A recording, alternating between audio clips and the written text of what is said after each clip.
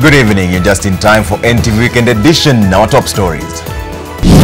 Tonight, NLC is on the spot again. You are aware that historical land injustices have not been investigated. There is no way, for example, one commissioner can get more than one house if the housings were allocated mainly for residential purposes. A coalition of civil society organizations want NLC commissioners to resign within a month for what they term as abuse of office. Also tonight, reading from different scripts.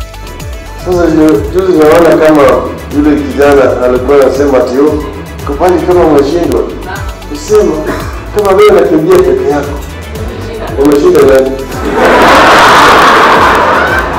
Raila insists Jubilee did not win the elections as Deputy President Ruto allies criticize him for not upholding the spirit of the handshake. And impunity kills again. 3 people dead, 16 injured, all from the same 14-seater vehicle. Also tonight, tuko wachache, tuko jamii ndogo na tunataka tuwe wa wengi. Just a quorum. NTV exclusive reveals the gaps between Baringo and Taita Taveta ECDE learning.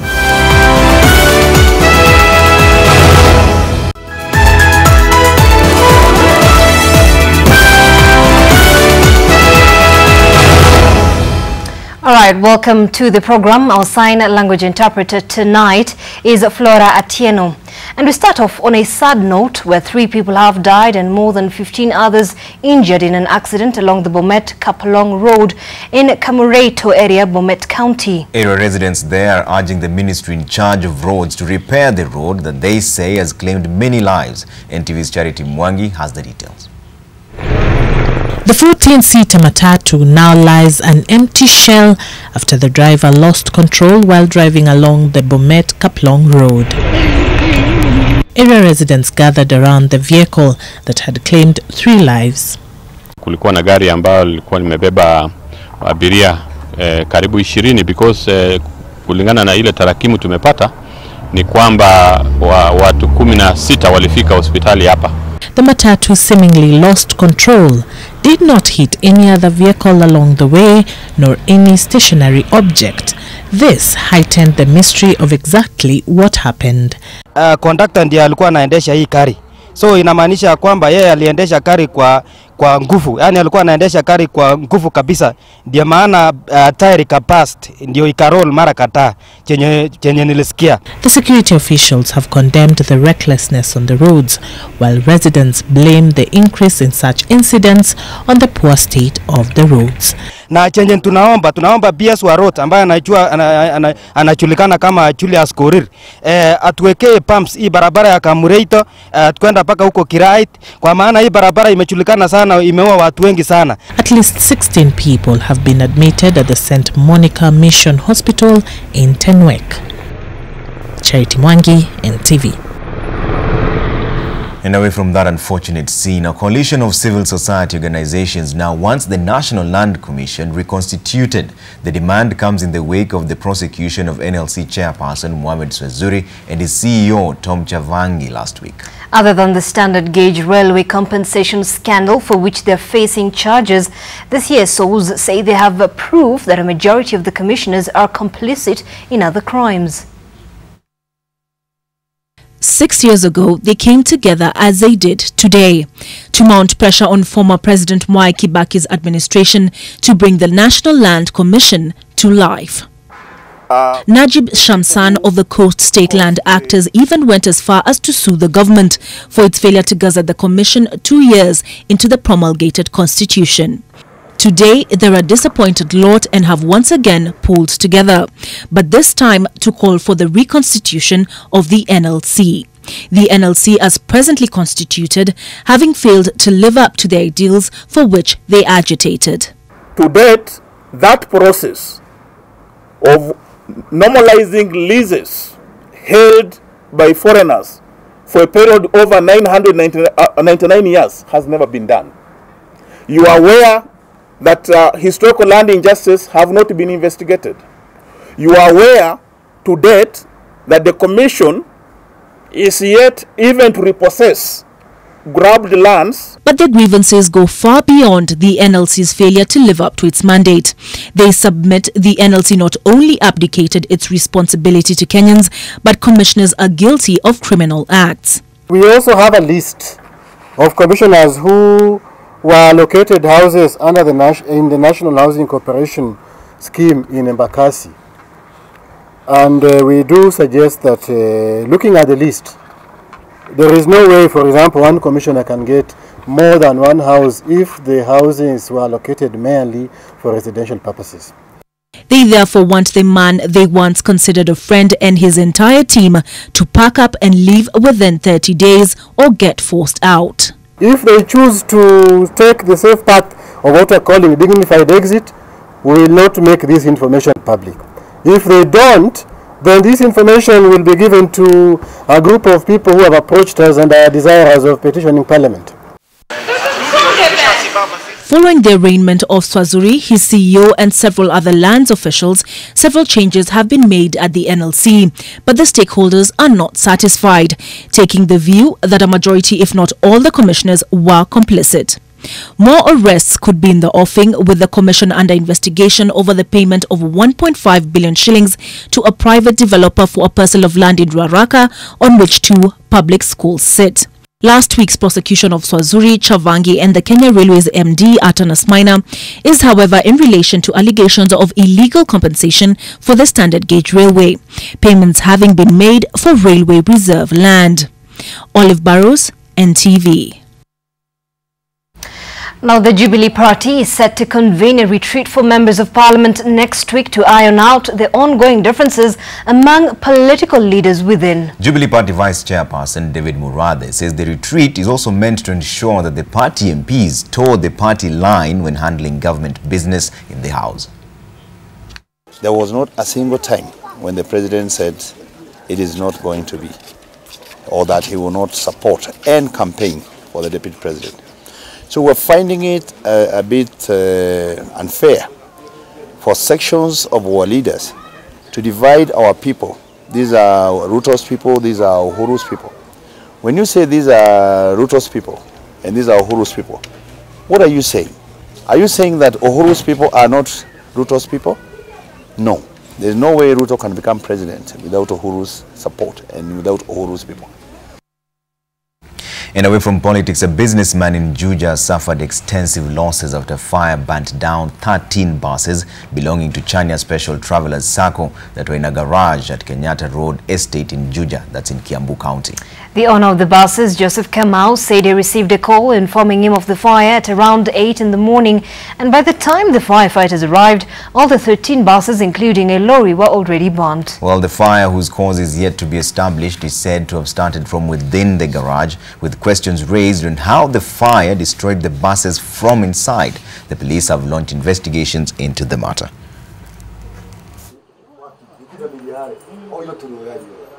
These buses, as my investigation, were burnt by somebody with a certain intention, but the police are doing their work. What I can say is that God gives and He knows the reason, and I would pray for those who plant and those who burnt to be saved. Now, businessman Peter Munga has been replaced as chairman of Muranga Water and Sanitation Company after serving for 16 years. Well, Governor Mwangi wa area finally managed to replace Munga with environmentalist and finance expert Professor Joseph Kimura as interim chairperson after years of leadership battles centered around the courts. The two, who never saw eye to eye, had recently decided to bury the hatchet and had resolved to work together. There have been personal differences between the two since 2013, with the governor accusing Munga of supporting his rivals in the last 2 general elections. Muranga Governor Mwangi wa area and Peter Munga have been fighting over control of Mwasco, the water company that supplies the commodity to Muranga town and its environs. The water war started last year when the governor dissolved boards of 5 water companies in the county in a bid to streamline delivery of water services in the county. Some saw it as a way of getting rid of Munga from the chairmanship of the company. We are suspending all the boards for the 5 water companies, and that takes effect immediately. In praise of those boards, we've set up a caretaker committee. The move sparked court battles, but the Muranga High Court ruled in favor of the county government, giving its power and authority to take over the water and sanitation companies. In a Gazette notice dated 15th of this month, the Muranga governor announced the new change at the water company, which took effect immediately. The Gazette notice reads in part, "It is notified for general information that the governor, Muranga County, pursuant to the provision of Section 6(5) as read together with Section 30(1)(L) of the County Governments Act 2012, hereby appoints Joseph H. Kimura as the interim chairman of Muranga Water and Sanitation Company Limited. Effective immediately, Peter Kahara Monga ceases to be the chairman of MWASCO. Way before the court ruling, the chairman from all the water companies, led by Peter Monga, had met with Wairia and agreed to end the stalemate after lengthy negotiations. We have now met with the 5 water companies, and I think those small issues which were had out there, they were issues of settlement. And now we have sat and we've agreed that we all drive one agenda of providing access to 70% of the people in this county, which means over 800,000 people who doesn't have safe, clean drinking water and at affordable rates. I agree with the governor, and we have all agreed that we are going to support the governor and the county in provision of water, so that at least 95% of Muranga residents will be able to get potable water by 2021. Which office are you talking about? Water CEC Paul Masharia and MWASCO Water Company MD Daniel Nganga, who he had sent on compulsory leave, were caught in camera engaging in bitter exchange of words in public as staff members watched in shock. The governor maintains he will merge the 5 water companies for easier management, adding that he will ensure all homes get water by 2021. Martin Mora, NTV, Muranga County. All right, and at this point, we'll be taking a very short break here on NTV Weekend Edition, but we'll be back with a lot more. What you're calling it is the classes of irony. This is the Disparities and ECDE learning between Baringo and Taita Taveta. It's an NTV exclusive and very special just for you. We'd like to know what you think as well. The hashtag is classes of irony. Stay with us.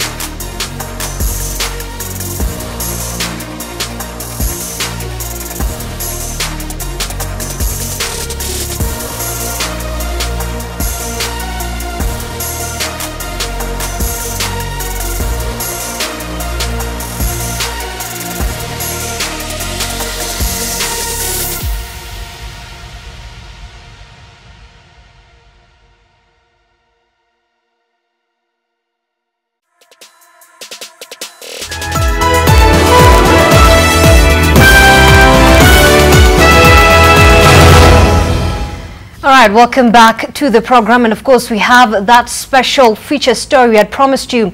In 2013, early childhood development education was devolved and it became a function of county governments. 6 years later, a majority of county governments have heavily invested in ECDE, but a number of them have had to deal with a number of challenges such as population of children versus the quality of education offered. NTV education reporter Sharon Muranga visited 2 counties with different tales of their ECDE experience this far and tells their stories.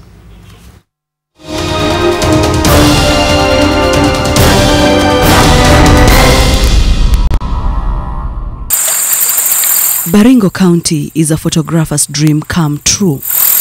The huge rocks market the area to hikers and adventurers. The tranquility is a prayer answered to them who enjoy a quiet time and meditation.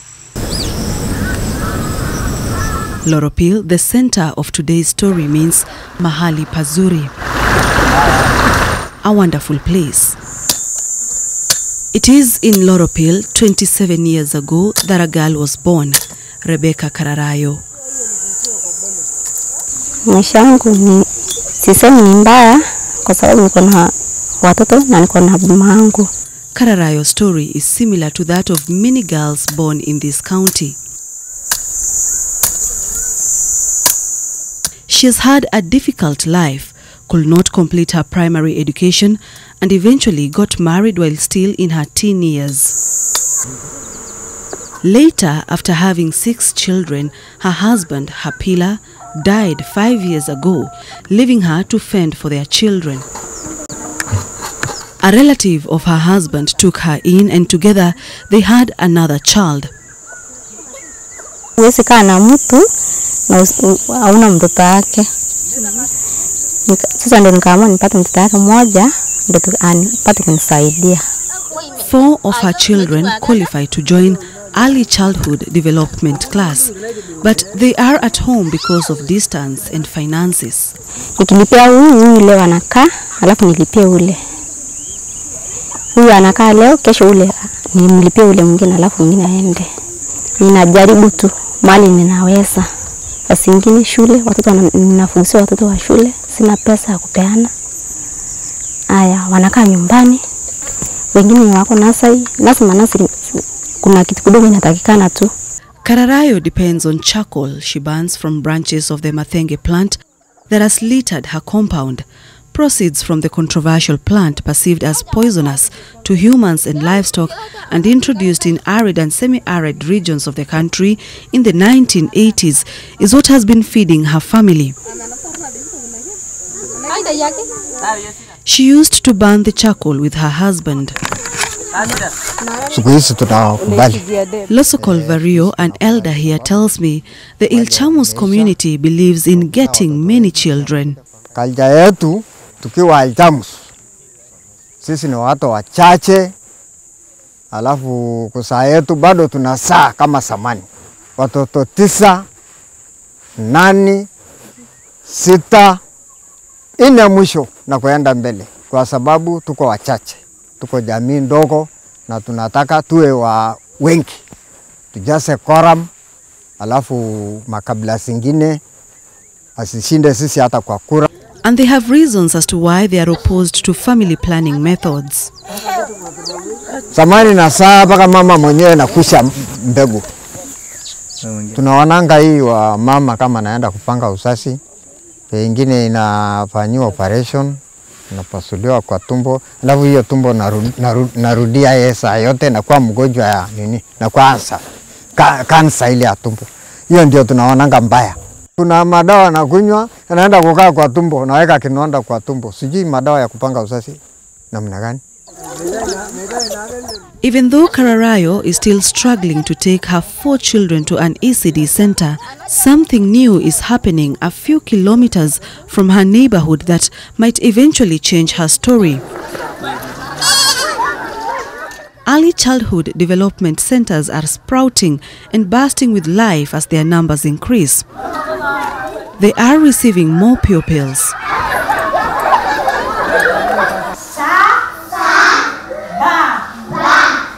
At Ilngarwa Primary School, we have ECDE pupils from different schools sharing classes after they were forced out of their schools due to floods. The recent rains have changed the picture of Baringo. Water levels at Lakes Baringo and Bogoria have risen. The two serve as tourist attractions and also a livelihood to some residents. Patricia Leda, an ECDE teacher since 2006, is tasked with ensuring amidst the crowd of pupils there is order.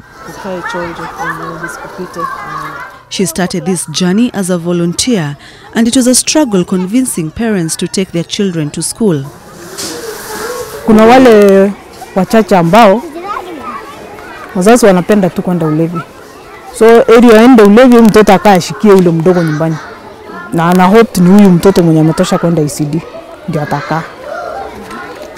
So tukaona leo mtoto ako shule, kesho hayuko, hivyo tukafuatilia mpaka kwa chiefs. Chiefs sasa wakachukua hatua. Ni kwenda nyumba kwa nyumba kuwatoa. Ndio watoto wakarudishwa shule na wakawa sawa sasa. Earlier, the Ilchamus community did not see the value of sending their children to school, but things are slowly changing for the better. Kama wazazi yangu hawajasoma, lakini wali manage kutusomesha sisi. Watoto wote kwa hiyo boma wamesoma. So hata wazazi wengine wanaangalia ile boma yenye wamesomesha watoto na kuona ile maendeleo ya watoto wameletea wazazi yao. Pia hata wao wanatamani wakae hivyo. So imebidi wamekubali kuleta watoto shule. Before 2014, Baringo's ECDE story was different.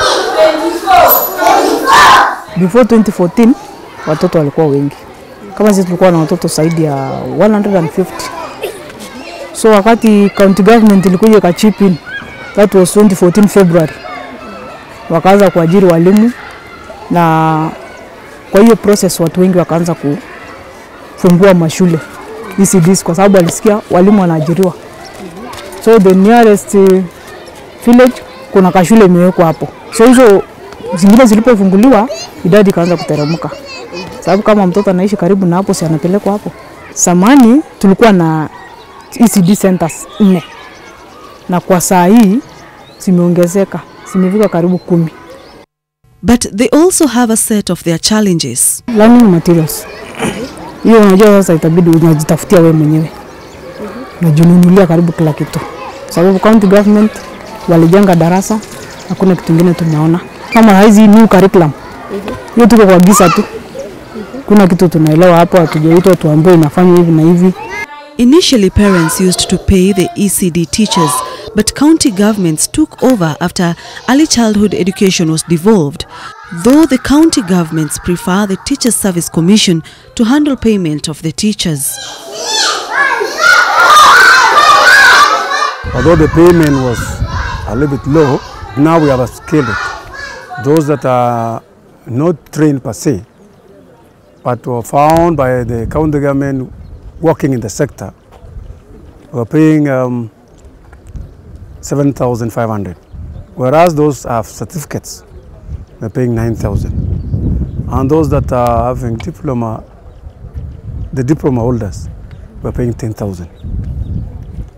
This was just to actually mitigate the issue of parents paying, because they have TC numbers. The Teacher Service Commission should actually take that responsibility. The issue of the payment of the ECDC should be shouldered by them. Population is ever increasing. It's ever increasing. So we want to construct 2 classes. We have constructed one. We are revisiting again those schools that we constructed. And now we are facilitating, we are equipping those institutions.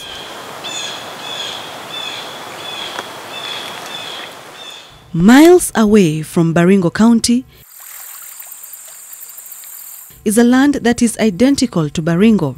It is surrounded by Lakes Chala and Jipe. The terrain is captivating and similar in every sense. You will also find the Mathenge plant here. The road network is one to behold, not to mention the less traffic. But their ECDE story is different. This is Taita Taveta County, Taveta Sub-County. At this quarry in Taita Taveta, we meet different families toiling for their daily bread. Some are here with their children.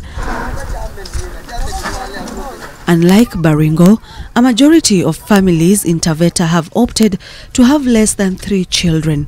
The number of children enrolling in ECDE centers has decreased drastically in the last 5 years.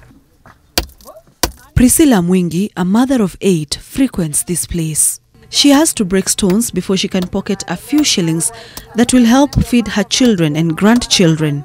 It takes almost a week to break a mound of these stones, which will eventually fetch her 1,000 shillings.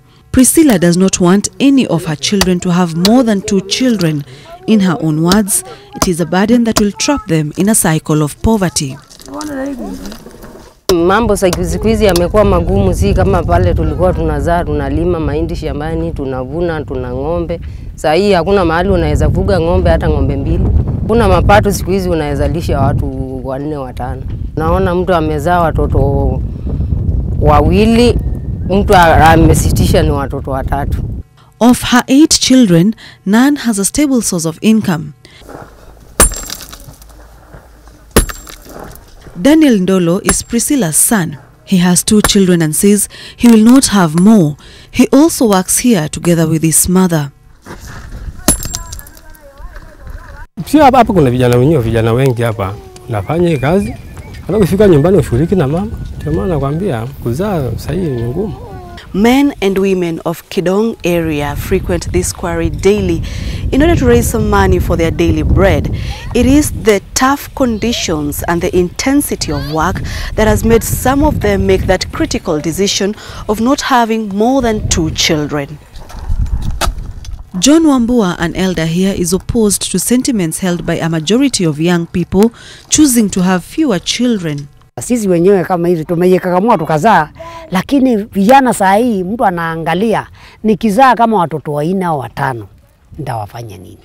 Ni lazima unakuta mtu mwingine anakuambia mimi anaheri niwe na mtoto mmoja. Au unakuta mwingine anakuambia mimi wakiwa wengi wao 2. Lakini kwa kulingana na mawazo yangu, watoto 2 si suluhisho.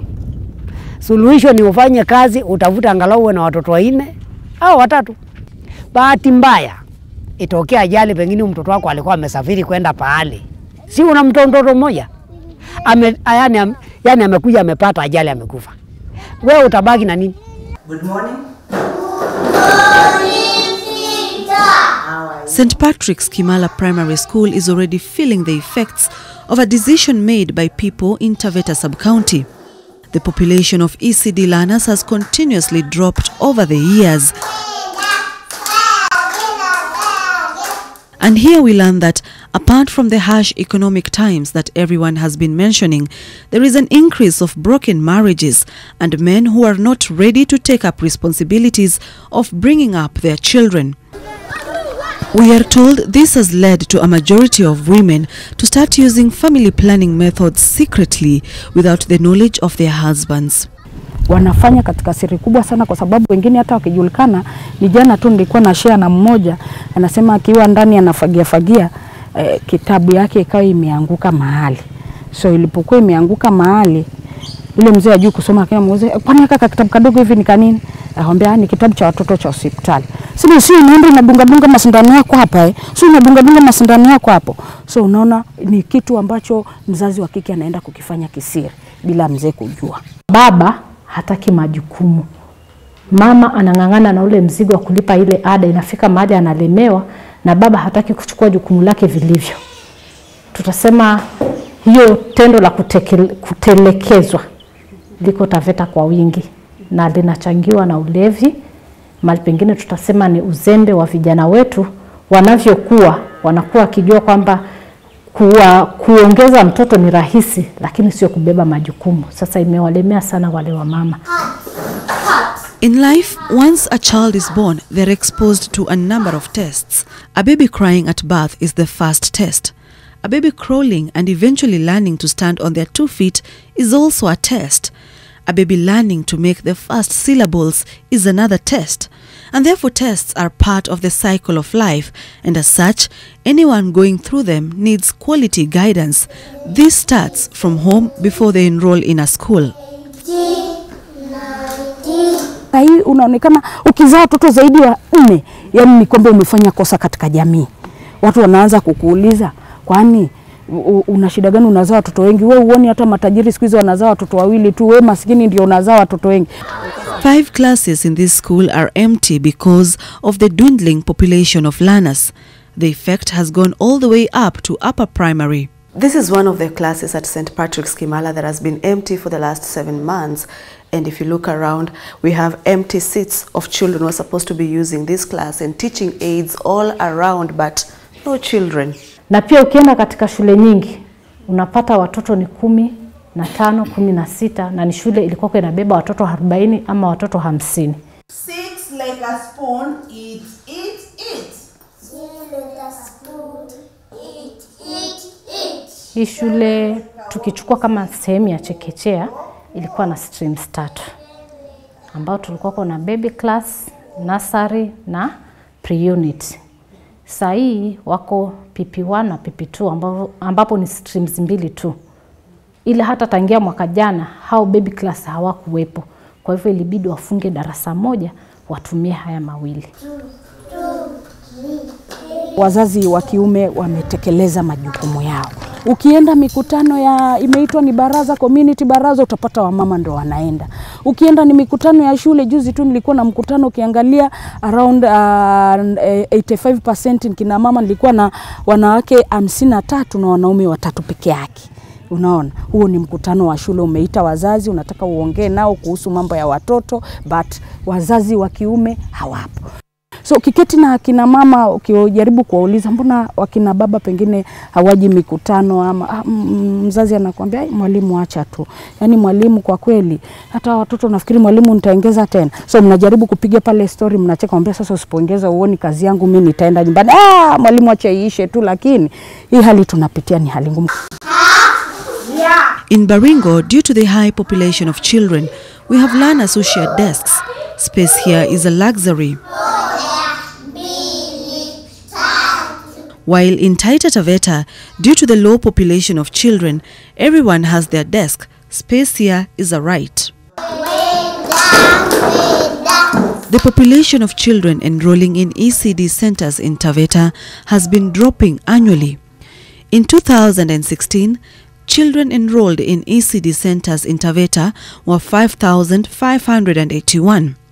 In 2017, the numbers dropped to 4,876, and in 2018, only 3,236 children were enrolled.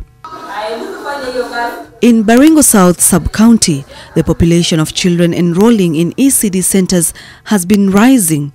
In 2016, children enrolled in ECD centers were 8,029. In 2017, 10,024 children enrolled in ECD centers. Katika kijiji changu hichi cha Kimala, ukienda vijijini utapata hakuna watoto. Kama mwaka huu hakuna watoto kijijini. Wale watoto wako pale ni kuna gap kubwa. Despite low population of children, Taita Taveta County has its challenges when it comes to managing ECD, and at the same time the numbers are favoring them. Tuko na elimu bora. Watoto wameshuka, lakini pia elimu inaendelea kuwa bora. Maana unajua mkiwa na watoto wachache kwa darasa, pia unaweza kuwafunza vizuri zaidi. Though miles apart, Baringo and Taita Taveta counties are similar in every way. But in future, their early learners will have different ECDE narratives to tell. Sharon Baranga, NTV.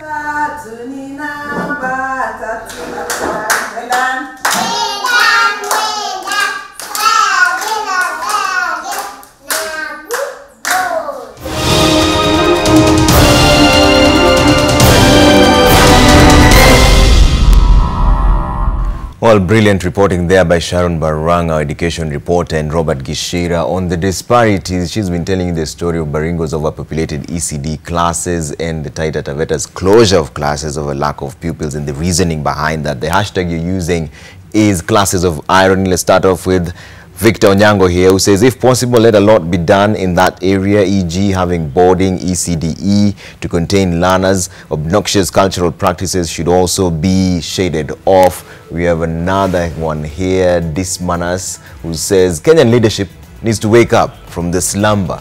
And you also have Samson Chalo here, who says the government of Kenya should make it mandatory for these parents to enroll children to school. Otherwise, poverty and ignorance will never be eradicated. We have Wanjohi Mkulima here, who says, I thought the government had said education is free. How comes that's not happening in Baringo? Brilliant question there, Wanjohi. And Fibanda Brodri says the government and the Ministry of Education needs to chip in so as to give these children a bright future in education. And the last one here from Twitter handle, he calls himself Governor the Dreamer. He says the right to a quality education is, I believe, the perfect path to bridge the gap between different cultures and to reconcile various civilizations. Without such a right, the values of liberty, justice and equality will have no meaning. Keep them coming through. The hashtag is Classes of Irony. We'll still sample some of them during and at the end of this broadcast. But Zeynab Ismail is still on the other side. Zeynab? Yeah, definitely, Trevor. That was quite an interesting report there filed by our very own Sharon Baranga. Of course, keep the tweets coming in. Our hashtag is Classes of Irony at NTV Kenya at this point. We'll take a very short break here on NTV Weekend Edition. We'll be right back.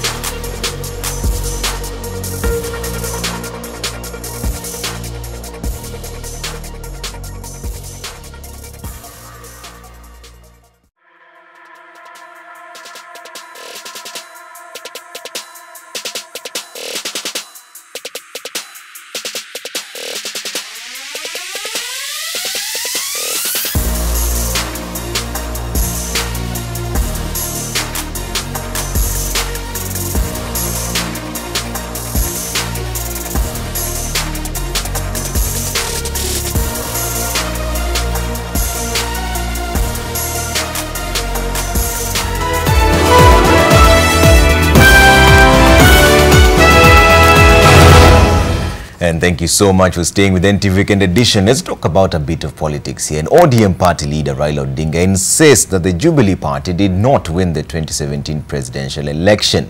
Speaking in Muranga in Makadara constituency today, Raila said his coming together with President Uhuru Kenyatta was not a show of legitimizing the presidency, but rather pointed to uniting the country. But even as Raila talks of last year's elections, Deputy President William Ruto's allies want Raila to uphold the spirit of the handshake and let the topic rest. The weekend has seen a revival of a political topic Kenyans thought was behind them, that of the 2017 presidential elections. A tiff between Deputy President William Ruto and NASA leader Raila Odinga keeping the conversation alive. Today, Raila once again insisting NASA won the first round of elections and Jubilee could not claim victory in the second round as they did not have a challenger. Sasa juzi naona kama yule kijana alikuwa anasema tio kupani kama umeshindwa. Nisema kama wewe unakimbia peke yako. Umeshinda nani? Speaking at the Friends Quakers Church in Baringo, Makadara constituency, Raila hailed the handshake between him and President Kenyatta and said it was the turning point for the country. Raila likened the outcome of the 2017 elections to a story in the Bible where two women were fighting over a baby, which he said explained the handshake. mtoto sikata. Na huyu mwingine akasema mtoto sikata. Sasa hii ndio maana ya hiyo salamu ya yangu na uhuru.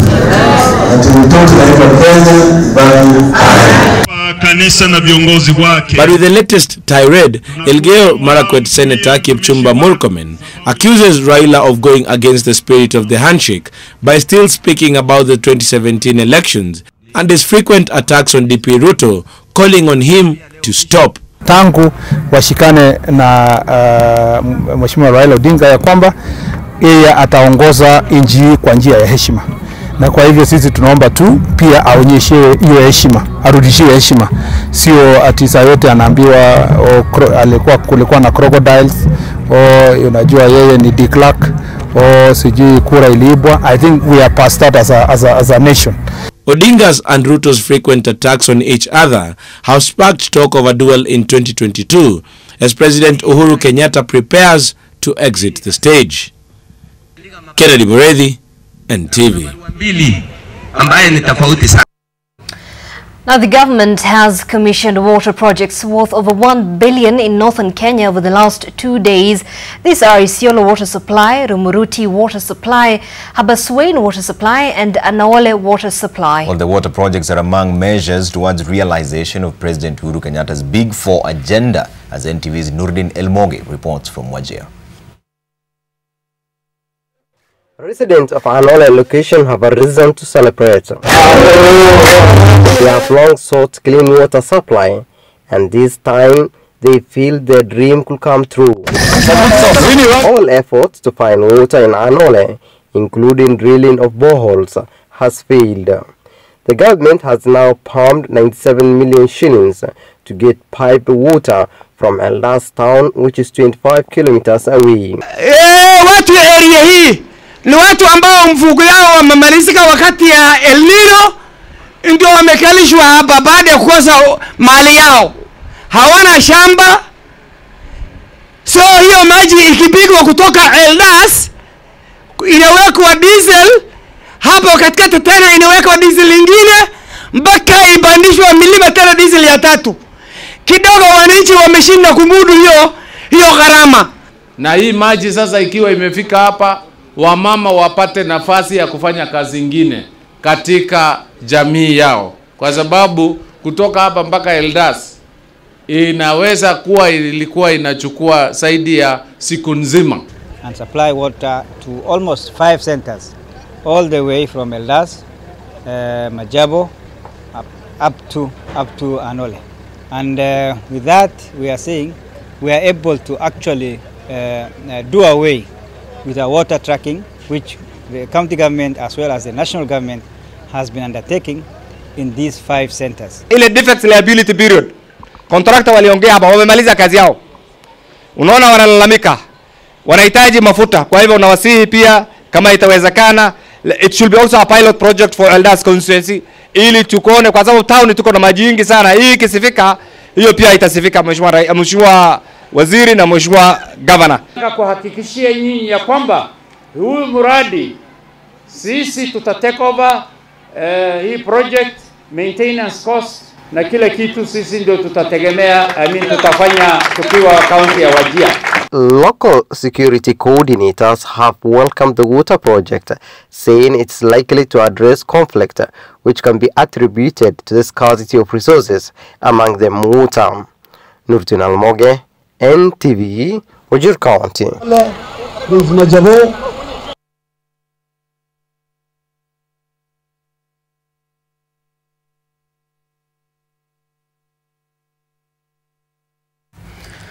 Let's cross over to Uganda, where one person is dead and at least 6 others were seriously injured after a day of rioting in Mitiana municipality that's in Uganda.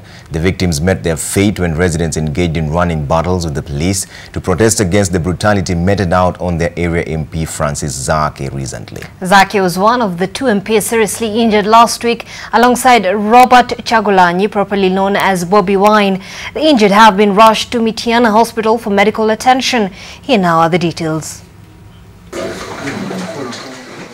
As the MP for Mityana municipality continues to fight for his life in Lubaga Hospital, his constituents are unhappy with the treatment he received in Arua this last week. Zake was dumped at the hospital after brutal arrest along with Chadondo East MP Robert Chagulanyi in Arua on Monday.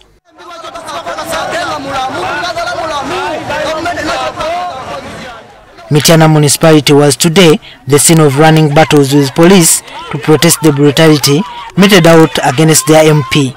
The residents of Mityana blocked roads with burning tires and wooden material. This brought about traffic standstill.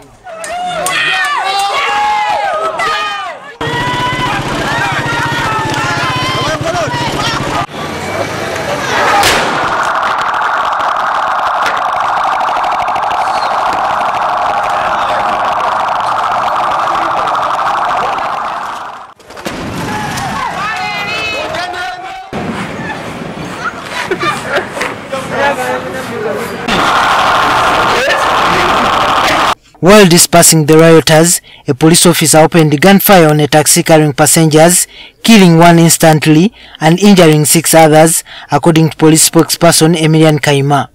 Mayhem was being meted out. Fortunately, the police was able to contain that situation and calm it down, and roads were opened. Unfortunately, one of the officers shot towards a moving taxi and injured 6 people, one of whom has been pronounced dead at Mityana Hospital, Mr. Samuel Sekizivu. The police is looking for one of their own who could have done the shooting. We also condemn the excesses and the mistakes by our own officers. The police in Mityana have started the screening so that we can find the officer who shot and killed and injured these people. The driver to the taxi has narrated to NTV the ordeal.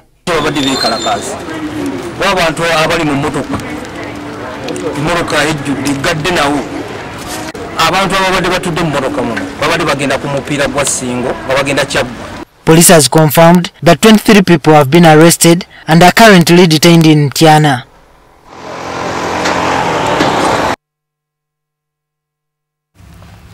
Alright, and at this point we'll be taking a very short break here on NTV Weekend Edition. When we come back, we still have so much more lined up for you with all stories making headlines across the country and beyond.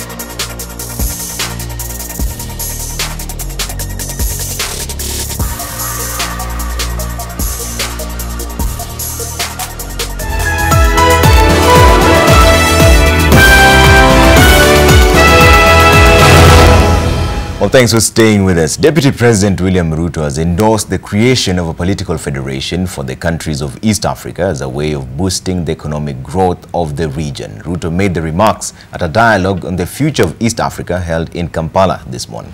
The dialogue, which was organized by the Africa Strategic Leadership Center, covered areas of regional integration, economy and trade in the East African Community region. NTV's Andrew Arinaitwe reports.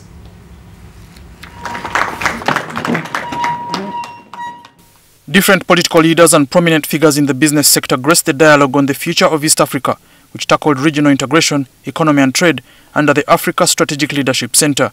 The chief guest at the dialogue, Kenya's Deputy President William Ruto, said political federation of the East African region was crucial if business within the region was to thrive. That as Kenya, as a people, we are great believers in the political federation of East Africa. And we hope that Uganda will help us achieve that political federation sooner than what you have proposed. I have serious reservations because of governance issues. We have term limits in other countries, including Rwanda, but we don't have term limits in Uganda. Currently, intertrade within the East African region has increased from an average of 10 to 12% to now 18%. According to Ruto, exports from Uganda to Kenya have increased, and the effort is to create bridges at the border rather than barriers.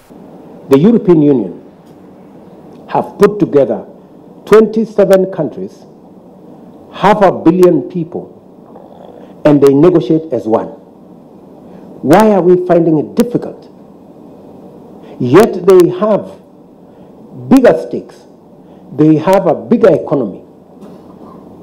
We are better off sharing wealth that we create together than protecting poverty. Can a Ugandan go to Burundi or Rwanda or South Sudan and work there? We need to address that.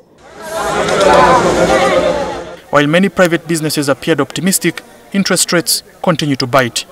Because for a bank to lend at 1, 2, 3% in Europe to customers, and by the way, European customers find that very expensive, funny enough, and here we are lending at 25 to 30% depending on which country you are in, there is something fundamentally wrong. The unemployment rate continues to become a huge challenge in the East African region as many youth continue to seek jobs abroad. This regional discussion was to enable private investors tap into 160 million people to bridge the gap for youth jobs, as long as it's not only about talk, but concrete action. Andrew Anitwe, NTV, Kampala. And from Kampala, Uganda, we take another short break. When we come back, Brown Otwal will be here with the latest in the sporting world. You don't want to miss that.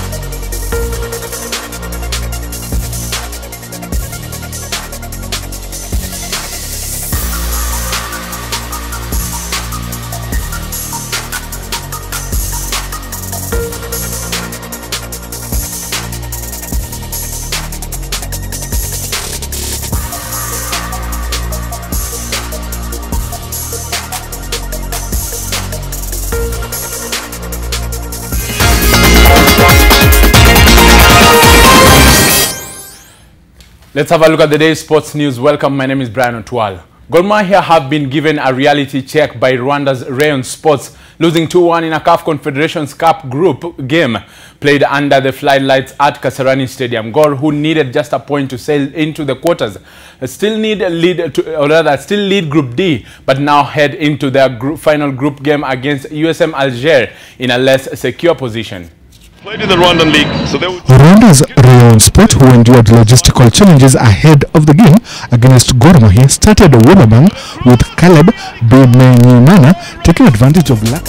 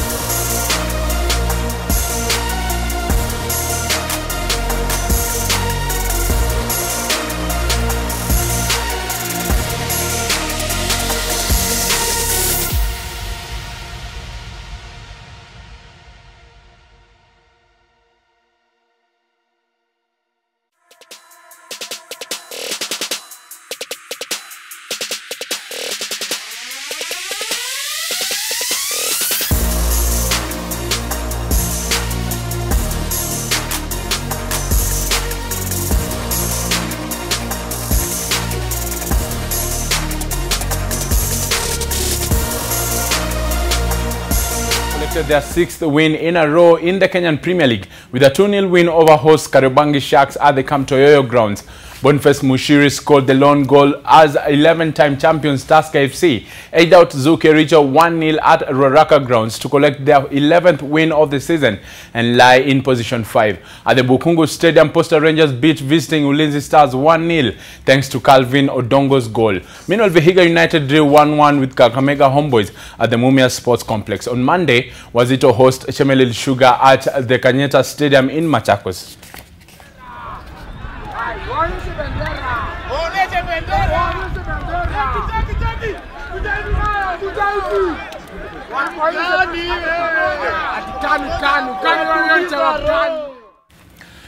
And Kwale girls wrote their names into the history books on the final day of the Brookside East Africa Secondary School Games after winning the maiden football title by beating Kawempe of Uganda 1-0. In the volleyball boys final, Malava of Kenya settled for silver after losing to host St. Joseph's 3-2. Joshua Makori reports from Musanze district in Rwanda. Brookside East Africa Games highlights brought to you by Brookside. Kenya's national girls football champions, Kwale Girls, are the champions of East Africa Secondary School Games for the first time in their history. Kwale beat Kawempe of Uganda 1-0 in the final played at Uburuhirane Stadium. Captain Elizabeth Kioko scored the winning goal. Hizi ni show za national team. Usione mtu ni mdogo uko na ati mwili ni ndogo afiku hiyo national team. Ball is all about akili na ability ya mtu. 6 times East Africa volleyball boys champions Malava of Kenya had to settle for silver after losing to St. Joseph's of Rwanda 3-2 of 16, 25, 25, 21, 23, 25, 25, 15 and 10, 15 in the final. The Green Commandos of Kakamega High settled for bronze in boys football after beating Kimanya of Uganda 2-1 in the 3rd place playoff. The 17th edition of the regional school games was sponsored by Brookside, and the sponsors are happy with their investment. The East African countries have really improved in this championships, and I think that's the objective. As Brookside, we are nurturing the talents for all East Africans. So as sponsors, we are glad with the competition level. Kenya has defended the overall title of the East Africa Secondary School Games after winning 11 gold. Yoshua Makori, NTV, Msanze Stadium, Rwanda. Brookside is calling out to young talented students for an opportunity to win a university scholarship. Participate in the Brookside East Africa Games in Musanze, Rwanda and get scouted. Score an A- in KCSE or its equivalent for those from our East African countries to get shortlisted. Brookside Dairy, nurturing sports talent and academics. And from Rwanda to Tanzania, Kenya's junior stars went down to Uganda in their third match of the Sekafa Under-17 tournament, and as homeboys danced their way to a third consecutive cup of the National Sevens circuit by winning the Kabebiri Sevens leg back home. This as Royal Nairobi Club's Eric Ooko leads after day one of the Safari Tour at the Nyali Golf Club. After registering emphatic wins over South Sudan and Djibouti, Kenya's junior stars lost 3-1 to Uganda in the third Group B match of the Sekafa Under-17 tournament that also serves as the AFCON Under-17 qualifier in Tanzania. Kenya will next face Ethiopia on Wednesday at the Chamazi Stadium in Dar es Salaam. Back home, Menengai Cream Homeboys beat Top Fry Nakuru 19-7 to win the Kabebiri Sevens and make it 3-leg wins in a row in the Stanbic National Sevens circuit. The DJs had previously won the Prince Lu and Sepetuka legs. KCB finished third. Next up is the Driftwood Sevens in Mombasa next weekend. And 2017 Deaflympic Games gold medalist Daniel Kiptum and Justa Kwamesa were victorious in the 5th edition of the Safaricom Deaf Half Marathon held in Mombasa. Lucas Wanjiru won in the men's 10 kilometers race, with Rose Mushitoi emerging victorious in the women's event. The winners took home 100,000 shillings for their efforts. Still in Mombasa, Royal Nairobi Club's Eric Ooko returned at level par 71 gross at the Nyali Golf and Country Club to lead the Safari Tour event after round 1. Mudaiga's Ganiv Gidi and Windsor's Rizwan Charania finished tied in second place. The winner of the Nyali leg of the inaugural edition of the Safari Tour will win $1 million shillings. And 8 teams have confirmed their participation at the 2018 Volleyball Women's Under-20 Africa Nations Championship due to start in Nairobi next Sunday. The confirmed teams are hosts Kenya, defending champions Egypt, along with DR Congo, Rwanda, Mauritius, Cameroon, Nigeria and Uganda. The competition will also serve as a qualifier for the FIVB World Championship of this age category. And Sergio Aguero netted his 13th hat-trick for Manchester City as the defending champions thrashed Huddersfield Town 6-1 to move joint top of the Premier League. The devastating display by the citizens also saw Gabriel Jesus and David Silva score, with Terence Kongolo scoring an own goal late on. Second half strikes from captain Troy Deeney and Will Hughes gave Watford an impressive 3-1 win at Burnley. This was the first time in their EPL history for Watford to win their first 2 EPL matches. In the late kick-off, Brighton stunned Manchester United with a dazzling first half display, going on to win 3-2 and put more pressure on the Red Devils.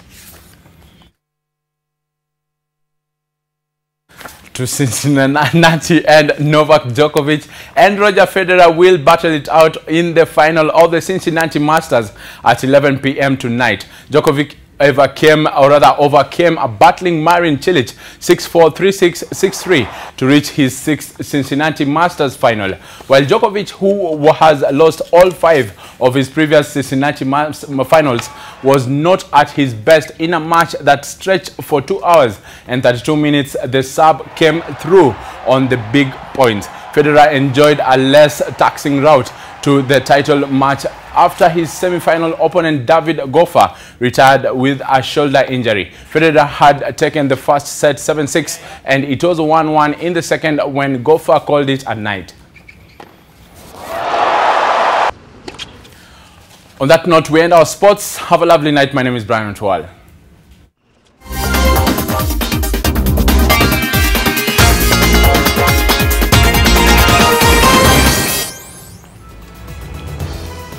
All right, thank you very much, Brian Otwal, for all the stories making headlines in the world of sports. And that is where we end our bulletin this evening. Many thanks for watching. My name is Zeynab Ismail. Well, she said it all. My name is Trevor Ombija. Special thanks to Flora Atieno for the sign language interpretation tonight and the entire crew that makes this possible.